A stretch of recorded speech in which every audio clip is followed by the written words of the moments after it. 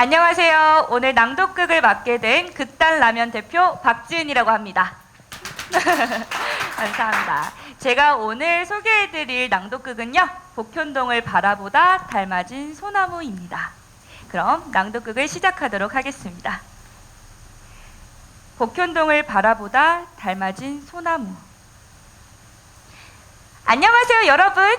이렇게 인사를 하는 것이 처음이라 정말 어색하고 쑥스럽네요. 제가 누군지 궁금하시죠? 저는 복현동 한 귀퉁이에 뿌리 내리고 있는 소나무랍니다. 저는 아주 오래전부터 이 자리에서 살아왔죠. 얼마나 오래됐으면 나이를 세는 일도 옛날 옛적에 포기했지 뭐예요. 저는 그렇게 마을과 함께 많은 시간을 보내왔답니다.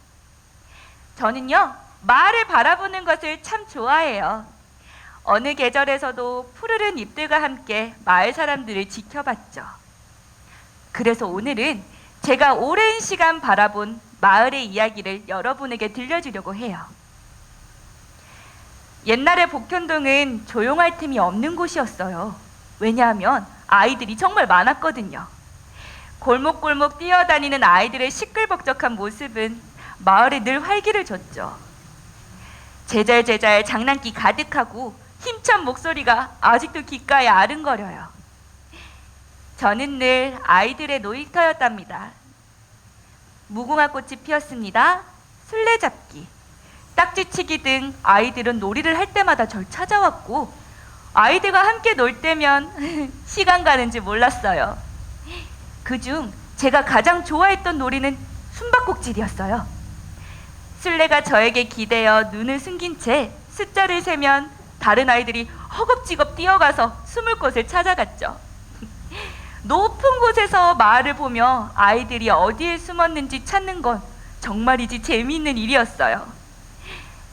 다들 얼마나 잘 숨는지 혹시 다른 아이들이 잊어버리고 돌아가진 않을까 심장이 막 조마조마하기도 했다니까요. 그렇게 정신없이 놀다 보면 어느새 해가 뉘엿뉘엿 집니다. 그때가 되면 집집마다 맛있는 냄새로 가득해져요. 어머니들이 아이들의 이름을 부르며 다들 우르르 밥을 먹으러 달려가곤 했죠. 복현동에는 다양한 마을 행사가 많은 동네이기도 해요. 초등학교 운동회가 있는 날이면 온 마을이 떠들썩했죠. 마을 운동회나 다름없을 정도였으니까요. 그런데 아이들보다 부모님이 땀을 뻘뻘 흘리면서 더 열심히 했더라니까요. 그리고 초등학교 한이 마을 바자회를 운동장에서 했던 기억도 나요. 새 물건을 사기 어려운 형편에 저렴한 가격으로 서로의 것을 나누는 풍경은 정겨웠죠. 저는 바자회 하면 김씨 아저씨네 철이가 가장 먼저 떠오른답니다. 철이의 소원은 로봇 장난감을 가지는 것이었어요. 늘 학교 친구들이 가지고 노는 것을 먼 발치에서 구경만 하고 있었죠. 그런데 세상에, 그렇지만 단 한 번도 부모님에게 내색하거나 떼쓰지 않는 속 깊은 아이였어요. 그런데 있잖아요, 그날 바자회에서 철이가 원했던 로봇이 떡하니 나오는 게 아니겠어요? 로봇을 품에 안으며 지었던 철이의 표정을 여러분들이 봤어야 했는데, 세상 어느 부자도 그런 표정을 지을 수는 없을 거예요. 이게 끝이 아니에요. 그 외에도 참 많은 활동이 있었답니다. 양로원과 복지센터 봉사는 물론이고요, 가을이 되면 은행을 준 돈으로 기부활동도 했었죠. 일일 다방이라고 해서 부스에서 커피와 차를 팔기도 했고요. 정말 대단하죠? 이런 행사들이 이루어지기까진 마을을 위해 늘 앞장서서 뛰어다녀 주신 분들이 참 많았답니다. 복현동 주민들은 참 정감 넘치고 열정적이고 활동적인 분들인 것 같아요. 그리고 이건 저만 알고 있는 이야기인데 여러분에게만 알려드릴게요.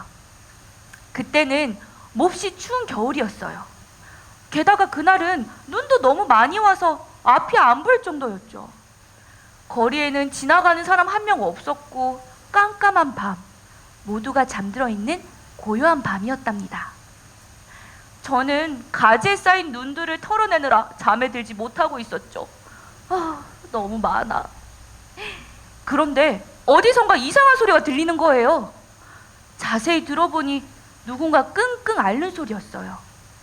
콜록콜록 하는 기침 소리와 끙끙 하는 앓는 소리가 계속 들어왔어요. 자세히 들어보니까 누군가 끙끙 앓는 소리였죠. 고개를 들어서 마을을 살펴보니 윤씨 할머니 집에서 나는 소리였어요. 며칠 동안 몸이 으슬으슬하다고 하시더니 감기에 걸리신 것 같았죠. 저는 불안한 마음에 발만 동동 구를 뿐 할 수 있는 게 아무것도 없었어요. 그러던 중 어디선가 또 다른 소리가 들려왔어요. 사박사박거리는 빠른 발걸음 소리였는데 그 소리는 윤씨 할머니 집 앞에서 멈췄어요. 그 발자국의 주인공은 바로 마을교회의 목사님이셨어요. 어떻게 아셨는지 약봉지를 손에 든 채로 대문 앞을 서성이고 계셨죠. 눈을 흠뻑 맞은 채로 말이에요. 한방눈이 펑펑 내리는 그 안에 있던 목사님의 뒷모습은 아직까지도 잊혀지지 않는 장면이에요. 그러다 저는 깜빡 잠이 들었지 뭐예요. 계속 아프시면 어떡하나 걱정했지만 아침이 돼서 보니 윤씨 할머니는 언제 그랬냐는 듯 말을 누비고 계셨답니다. 정말 다행이죠? 어때요, 여러분? 듣기만 해도 마음이 따뜻해지는 이야기들이지 않나요? 물론 아름다운 이야기만 있는 것은 아니에요. 큰 슬픔을 당해서 힘든 나날들을 보낸 이들도 있었고 서로 얼굴 붉히고 싸우는 나날들도 있었죠. 그런데 복현동 주민들은 모든 것들을 이겨낸 사람들이랍니다. 항상 먹을 것을 나누어 주고 힘들수록 서로 도왔어요. 갈등이 있을 때면 서로의 이야기를 듣고 이해해가며 더 나은 방향을 늘 찾아냈죠. 이제는 골목을 누비던 아이들도 떠나고 푸르렀던 마을의 세월도 많이 지났지만 저는 여전히 이 마을이 좋답니다. 긴 시간을 같은 곳에서 같은 사람들과 함께 한다는 건 참 좋은 일인 것 같아요. 마치 우리 나무들처럼 말이죠. 저는요, 복현동이 소나무를 닮았다고 생각하곤 해요. 비가 쏟아지든 눈이 내리든 태양이 바싹 내리쬐든 언제나 푸르른 잎을 솟아내는 한결같은 소나무처럼요. 그래서인지 저는 복현동이 참 좋답니다. 여러분, 재밌게 들으셨나요? 네! 감사해요. 오늘 저의 이야기는 이만 마치려 해요. 아직 하지 못한 이야기가 정말 한 보따리나 남아있는데 그 이야기를 다 하려면 몇 날 며칠을 이야기하느라 집에 안 보낼 수도 있어요. 괜찮아요? 예! 죄송해요. 제가 가봐야 해요. 다음에 또 재밌고 따뜻한 이야기를 함께 나누며 즐거운 시간을 보내기로 꼭 기약해 보아요. 저는 그때까지 같은 자리에서 늘 한결같이 여러분들을 바라보고 있을게요.